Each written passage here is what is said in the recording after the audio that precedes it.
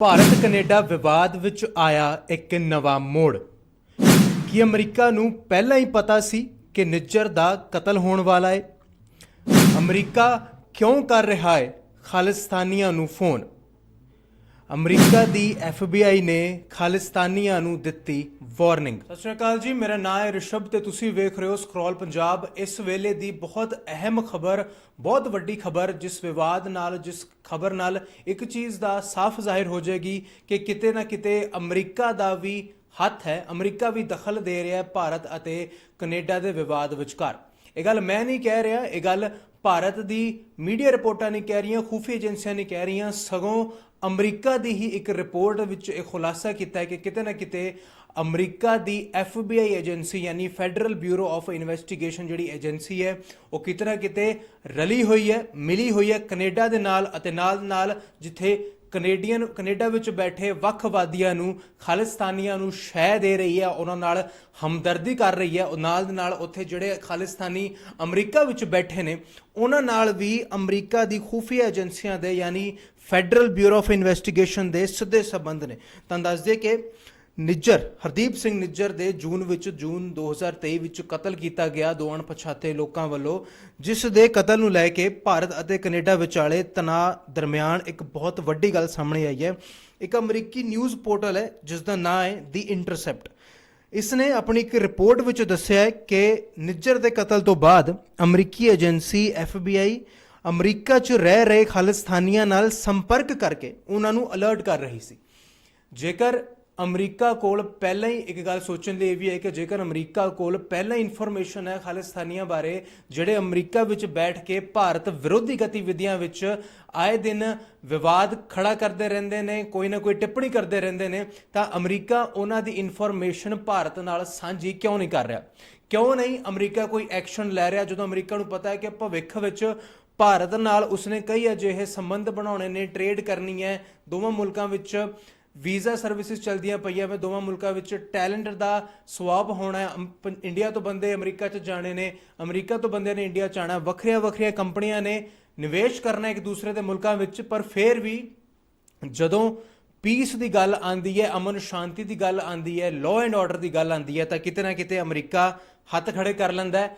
ਜੇ ਅਮਰੀਕਾ ਨੂੰ ਪਤਾ ਹੈ ਕਿ ਅਮਰੀਕਾ ਵਿੱਚ ਖਾਲਿਸਤਾਨੀ ਕਿੱਥੇ ਲੁਕੇ ਹੋਏ ਨੇ, ਉਹਨਾਂ ਦਾ ਐਡਰੈਸ ਕੀ ਹੈ, ਕੀ ਉਹਨਾਂ ਦੀ ਸਾਰੀ ਜਾਣਕਾਰੀ ਹੈ, ਤਾਂ ਅਮਰੀਕਾ ਉਹ ਜਾਣਕਾਰੀ ਭਾਰਤ ਨਾਲ ਸਾਂਝੀ ਕਿਉਂ ਨਹੀਂ ਕਰ ਰਿਹਾ?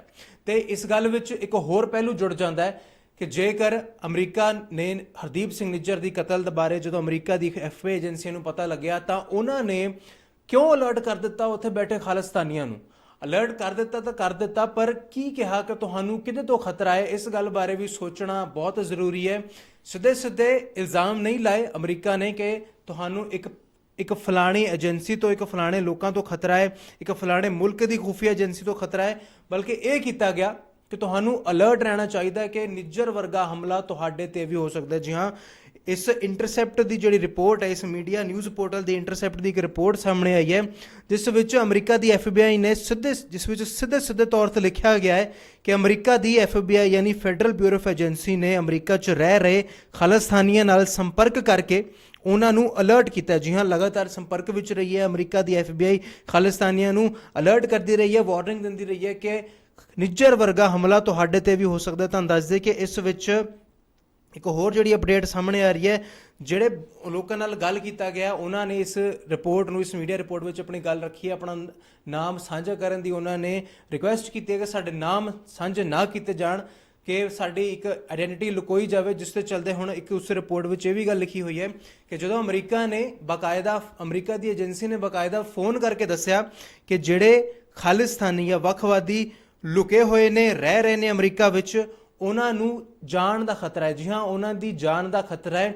ਕਿਸ ਚੀਜ਼ ਤੋਂ ਜਾਨ ਦਾ ਖਤਰਾ ਹੈ ਹਲੇ ਉਸ ਗੱਲ ਤੇ ਪੂਰੀ ਤਰੀਕੇ ਦੀ ਪਾਰਦਰਸ਼ਤਾ ਨਹੀਂ ਆਈ ਹੈ, ਕਿਸੇ ਵੀ ਤਰੀਕੇ ਦੀ ਇਨਫੋਰਮੇਸ਼ਨ ਸਾਂਝੀ ਨਹੀਂ ਕੀਤੀ ਗਈ ਹੈ। ਪਰ ਹੁਣ ਖਾਲਿਸਤਾਨ ਦੇ ਮੁੱਦੇ ਤੇ ਅਮਰੀਕਾ ਕਿਉਂ ਸਰਗਰਮ ਹੋ ਗਿਆ? FBI ਨੇ ਕਈ ਅਜਿਹੇ ਖਾੜਕੂਆਂ ਨਾਲ ਮੁਲਾਕਾਤ ਵੀ ਕੀਤੀ ਹੈ। ਜੀ ਹਾਂ, ਫੋਨ ਤੇ ਮੁਲਾਕਾਤ ਕੀਤੀ ਗਈ ਹੈ, ਬਾਕਾਇਦਾ ਉਹਨਾਂ ਨਾਲ ਜਾ ਕੇ ਗੱਲਬਾਤ ਕੀਤੀ ਗਈ ਹੈ ਕਿ ਤੁਹਾਡੇ ਤੇ ਹਮਲਾ ਹੋ ਸਕਦਾ, ਤੁਹਾਡੇ ਤੇ ਵੀ ਨਿੱਜਰ ਵਰਗਾ ਇੱਕ ਹਮਲਾ ਹੋ ਸਕਦਾ ਹੈ। ਇਸ ਦੇ ਚਲਦੇ ਹੀ ਜਿੱਥੇ ਅਮਰੀਕਾ ਦੇ ਪੂਰਵ ਡਿਫੈਂਸ ਮਿਨਿਸਟਰ ਦਾ ਕਹਿਣਾ ਹੈ ਕਿ ਅਮਰੀਕਾ ਕੁਝ ਵੀ ਹੋ ਜਾਏ ਕੈਨੇਡਾ ਦਾ ਸਾਥ ਨਹੀਂ ਦੇਵੇਗਾ, ਉਹਨੇ ਭਾਰਤ ਵੱਲ ਹੀ ਰੁਖ ਕਰਨਾ ਪੈਣਾ, ਕਿਉਂਕਿ ਅਮਰੀਕਾ ਨੂੰ ਪਤਾ ਹੈ ਭਵਿੱਖ ਉਹਦਾ ਜਿੱਥੇ ਅਮਰੀਕਾ ਵਿੱਚ ਹੁਣ ਅਗਲਾ ਅਕਤੂਬਰ ਦੇ ਮਹੀਨੇ ਵਿੱਚ ਕ੍ਰਾਈਸਿਸ ਆਉਣ ਵਾਲਾ ਹੈ, ਸਰਕਾਰ ਪਲਟ ਵੀ ਸਕਦੀ ਹੈ। ਅਜਿਹੇ ਹਾਲਾਤ ਅਮਰੀਕਾ ਵਿੱਚ ਬਣੇ ਹੋਏ ਨੇ, ਉਸ ਨੂੰ ਭਾਰਤ ਨਾਲ ਕਿਸੇ ਵੀ ਪੱਖੋਂ, ਕਿਸੇ ਵੀ ਕਾਰਨ ਪੱਖੋਂ ਲੜਾਈ ਮੁੱਲ ਨਹੀਂ ਲੈਣੀ ਚਾਹੀਦੀ, ਵਿਵਾਦ ਖੜਾ ਕਰਨਾ ਨਹੀਂ ਚਾਹੀਦਾ, ਕਿਉਂਕਿ ਭਾਰਤ ਦੀਆਂ ਖੂਫੀਆ ਏਜੰਸੀਆਂ ਨੇ, ਨੈਸ਼ਨਲ ਇਨਵੈਸਟੀਗੇਸ਼ਨ ਏਜੰਸੀ ਨੇ ਕਈ ਅਜਿਹੇ ਖਾਲਿਸਤਾਨੀਆਂ ਦੀ, ਕਈ ਅਜਿਹੇ ਖਾੜਕੂਆਂ ਦੀ, ਵੱਖਵਾਦੀਆਂ ਦੀ ਸੂਚੀ ਜਾਰੀ ਕੀਤੀ ਹੈ ਜਿਹੜੇ ਅਮਰੀਕਾ, ਕੈਨੇਡਾ ਇਹਨਾਂ ਮੁਲਕਾਂ ਵਿੱਚ ਲੁਕੇ ਹੋਏ ਹਨ। ਹੋਰ ਕਈ ਅਜਿਹੇ ਮੁਲਕ ਨੇ ਜਿਨ੍ਹਾਂ ਵਿੱਚ ਇਹ ਲੋਕ ਲੁਕੇ ਹੋਏ ਹਨ। ਇਹਨਾਂ ਦਾ ਨਾਮ ਦੱਸ ਦਿੱਤਾ ਗਿਆ ਹੈ, ਇਹਨਾਂ ਦੀ ਫੋਟੋ ਦਿਖਾ ਦਿੱਤੀ ਗਈ ਹੈ, ਬਾਕਾਇਦਾ ਫੋਟੋ ਵੀ ਰਿਲੀਜ਼ ਕੀਤੀ ਗਈ ਹੈ, ਪਰ ਫਿਰ ਵੀ ਅਮਰੀਕਾ ਦੀਆਂ ਖੂਫੀਆ ਏਜੰਸੀਆਂ, ਜਿੱਥੇ ਭਾਰਤ ਇੰਨੇ ਕਾਫੀ ਸਮੇਂ ਤੋਂ ਮਿਹਨਤ ਕਰ ਰਿਹਾ, ਮਸ਼ੱਕਤ ਕਰ ਰਿਹਾ ਕਿ ਕਿਵੇਂ ਇਹਨਾਂ ਲੋਕਾਂ ਦੇ ਵੇਅਰ ਅਬਾਊਟਸ, ਇਹਨਾਂ ਲੋਕਾਂ ਦੀ ਫੋਨ ਨੰਬਰ ਸਾਡੇ ਕੋਲ ਪਹੁੰਚ ਜਾਣ, ਭਾਰਤ ਦੀ ਏਜੰਸੀਆਂ ਕੋਲ ਪਹੁੰਚ ਜਾਣ ਤਾਂ ਕਿ ਬਣਦੀ ਕਾਰਵਾਈ ਹੋ ਸਕੇ। ਭਾਰਤ ਅਤੇ ਖਾਸ ਕਰਕੇ ਪੰਜਾਬ ਵਰਗੇ ਸੂਬੇ ਦੇ ਹਾਲਾਤ, ਲਾਅ ਐਂਡ ਆਰਡਰ ਉੱਥੇ ਮੇਨਟੇਨ ਕੀਤਾ ਜਾ ਸਕੇ, ਪੂਰੇ ਤਰੀਕੇ ਦੀ ਅਮਨ ਸ਼ਾਂਤੀ ਹੋਵੇ।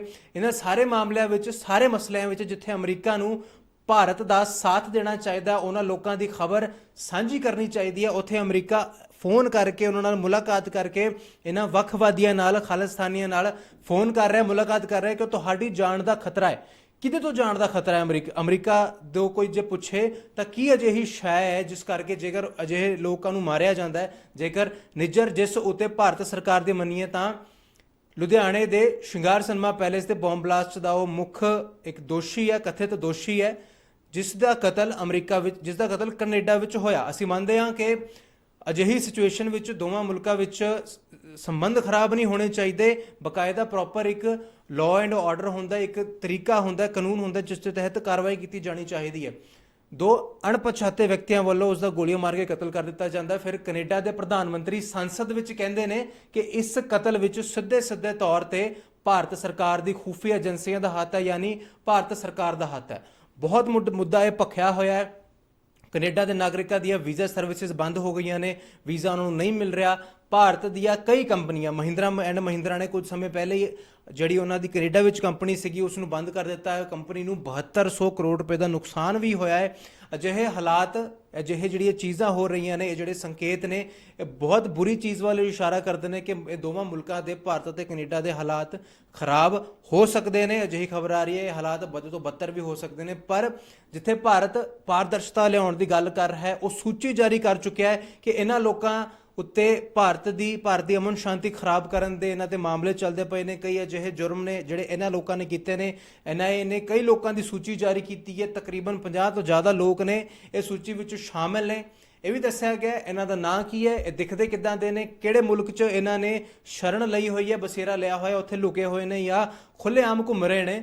ਉੱਥੇ ਅਮਰੀਕਾ ਤੇ ਕੈਨੇਡਾ ਵਰਗੇ ਮੁਲਕ ਇਹਨਾਂ ਲੋਕਾਂ ਦੀ ਸਾਰੀ ਜਾਣਕਾਰੀ ਦੱਸਣ ਦੀ ਥਾਂ ਉਹਨਾਂ ਨੂੰ ਸ਼ਹਿ ਦੇ ਰਹੇ ਨੇ, ਅਤੇ ਨਾਲ ਅਮਰੀਕਾ ਇਹ ਵੀ ਹਰਕਤਾਂ ਕਰ ਰਿਹਾ ਹੈ। ਅਮਰੀਕਾ ਦੀ ਜਿਹੜੀ ਖੂਫੀਆ ਏਜੰਸੀ ਹੈ, FBI ਹੈ, ਇਸ ਗੱਲ ਵੱਲ ਵੀ ਰੁਖ ਕਰਦੀ ਹੈ ਕਿ ਉਹ ਉਹਨਾਂ ਖਾਲਿਸਤਾਨੀਆਂ ਨੂੰ ਸੰਪਰਕ ਕਰ ਰਹੀ ਹੈ, ਉਹਨਾਂ ਵੱਖਵਾਦੀਆਂ ਨਾਲ ਗੱਲਬਾਤ ਕਰ ਰਹੀ ਹੈ ਕਿ ਤੁਹਾਡੇ ਉੱਤੇ ਵੀ ਨਿੱਜਰ ਵਰਗਾ, ਹਰਦੀਪ ਸਿੰਘ ਨਿੱਜਰ ਵਰਗਾ, ਜਿਸ ਤਰੀਕੇ ਦਾ ਉਸਦਾ ਕਤਲ ਹੋਇਆ ਹੈ ਗੁਰਦੁਆਰਾ ਸਾਹਿਬ ਬਾਹਰ, ਉਸ ਨੂੰ ਦੋ ਅਣਪਛਾਤੇ ਵਿਅਕਤੀਆਂ ਵੱਲੋਂ ਗੋਲੀ ਮਾਰ ਦਿੱਤੀ ਜਾਂਦੀ ਹੈ, ਕਿ ਤੁਹਾਡੇ ਨਾਲ ਵੀ ਇਦਾਂ ਦਾ ਹੋ ਸਕਦਾ ਹੈ। ਅਮਰੀਕਾ ਦੀ ਖੂਫੀਆ ਏਜੰਸੀ ਕਿਹੜੇ ਸਬੂਤ ਚੱਕੀ ਫਿਰਦੀ ਹੈ, ਅਤੇ ਉਹਨੇ ਜਿਹੜੀ ਵਾਰਨਿੰਗ ਵੀ ਦਿੱਤੀ ਹੈ, ਇਸ ਗੱਲ ਵੀ ਸੋਚਣ ਦੀ ਲੋੜ ਹੈ ਕਿ ਜੇ USA ਦੇ ਡਿਫੈਂਸ ਮਿਨਿਸਟਰ ਇਹ ਗੱਲ ਕਰਦੇ ਨੇ ਕਿ ਅਮਰੀਕਾ ਕੈਨੇਡਾ ਦੇ ਨਾਲ ਹੈ, ਅਸੀਂ ਪਾਰਦਰਸ਼ਤਾ ਲਿਆਉਣ ਦੀ ਗੱਲ ਕਰਦੇ ਹਾਂ, ਅਸੀਂ ਇਹ ਵੀ ਸੋਚਦੇ ਹਾਂ ਕਿ ਕਿਤੇ ਨਾ ਕਿਤੇ ਮਸਲੇ ਠੀਕ ਹੋ ਜਾਣ, ਪਰ ਮਸਲਿਆਂ ਨੂੰ ਠੀਕ ਕਰਨ ਦੀ ਬਜਾਏ, ਇਹ ਮਾਮਲੇ ਨੂੰ ਠੰਡੇ ਬਸਤੇ ਪਾਉਣ ਦੀ ਬਜਾਏ, ਅਮਰੀਕਾ ਦੀ ਖੂਫੀਆ ਏਜੰਸੀ ਯਾਨੀ FBI, ਜਿਹੜੀ ਸ਼ਾਇਦ ਦੁਨੀਆ ਦੀ ਸਭ ਤੋਂ ਵਧੀਆ ਏਜੰਸੀ ਹੈ, ਸਭ ਤੋਂ ਤਰੱਕੀ ਵਾਲੀ ਏਜੰਸੀ ਹੈ, ਜਿਸ ਕੋ ਹਰ ਤਰੀਕੇ ਦੇ ਸਾਜੋ ਸਮਾਨ ਮੌਜੂਦ ਹੈ, ਉਹਨਾਂ ਕੋਲ ਉਪਲਬਧ ਨੇ, ਉਹ ਏਜੰਸੀ ਅਜਿਹਾ ਕੰਮ ਕਰ ਰਹੀ ਹੈ ਕਿ ਇਹਨਾਂ ਲੋਕਾਂ ਖਿਲਾਫ ਕਾਰਵਾਈ ਕਰਨ ਦੀ ਬਜਾਏ ਉਸ ਨੂੰ ਫੋਨ ਕਰ ਰਹੀ ਹੈ, ਫੋਨ ਕਰਕੇ ਕਹਿ ਰਹੀ ਹੈ ਕਿ ਤੁਹਾਡੀ ਜਾਨ ਤੇ ਖਤਰਾ ਹੈ, ਤੁਹਾਡੇ ਨਾਲ ਵੀ ਨਿੱਜਰ ਵਰਗਾ ਹਮਲਾ ਤੁਹਾਡੇ ਉੱਤੇ ਵੀ ਹੋ ਸਕਦਾ ਹੈ, ਤੁਸੀਂ ਅਲਰਟ ਰਹੋ। ਅਸੀਂ ਸਿਰਫ ਇਹੀ ਪੁੱਛਣਾ ਚਾਹੁੰਦੇ ਹਾਂ, ਜਾਂ ਭਾਰਤ ਸਰਕਾਰ ਵੀ ਸ਼ਾਇਦ ਕਿਤੇ ਨਾ ਕਿਤੇ ਅਮਰੀਕਾ ਕੋਲ ਇਹੀ ਪੁੱਛਣਾ ਚਾਹੇਗੀ, ਭਾਰਤ ਦੀ ਖੁਫੀਆ ਏਜੰਸੀ ਪੁੱਛਣਾ ਚਾਹਣਗੀਆਂ ਕਿ ਜੇਕਰ ਵਾਕਈ ਅਮਰੀਕਾ ਕੋਲ ਇਹ ਸਾਰੀ ਜਾਣਕਾਰੀ ਹੈ ਤਾਂ ਉਹ ਭਾਰਤ ਨਾਲ ਸਾਂਝੀ ਕਿਉਂ ਨਹੀਂ ਕਰ ਰਿਹਾ। ਦੂਜਾ, ਕਿ ਜੇਕਰ ਅਮਰੀਕਾ ਨੇ ਦੱਸਿਆ ਹੈ ਕਿ ਤੁਹਾਨੂੰ ਅਲਰਟ ਰਹਿਣ ਦੀ ਲੋੜ ਹੈ, ਤਾਂ ਕਿਸ ਕੋਲੋਂ ਅਲਰਟ ਰਹਿਣ ਦੀ ਲੋੜ ਹੈ, ਇਸ ਗੱਲ ਤੇ ਵੀ ਜ਼ਰੂਰ ਸੋਚਣਾ ਚਾਹੀਦਾ ਹੈ ਅਮਰੀਕਾ ਨੂੰ ਵੀ ਅਤੇ ਭਾਰਤ ਨੂੰ ਵੀ।